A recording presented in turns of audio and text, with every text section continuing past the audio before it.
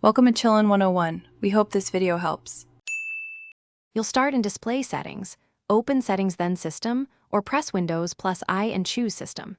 Here, change scale to 100%, 125%, or 150% depending on screen size and eyesight. You do this because scaling adjusts text and UI elements without altering app fonts. Once done, make sure to apply per monitor scaling if you use a second screen. That prevents tiny or huge text when you move windows between displays. This first step fixes most visibility issues quickly, so proceed now. Next, refine font size inside apps and browsers where system scaling might not suffice. In your browser, use Ctrl+ and Ctrl-, or set a default zoom to 110% or 125% for consistent reading. For individual applications, open View or Preferences and adjust font or zoom settings.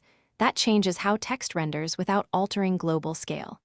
If an older program looks blurry, right-click the app, open Properties, Compatibility, then override High DPI Scaling. This ensures clarity and correct proportions when system scaling is active. To finish, sign out or restart so apps apply new scaling. Many programs need a relaunch to resize text correctly. If text appears fuzzy, run the Clear Type Tuner. This sharpens font rendering and often fixes readability.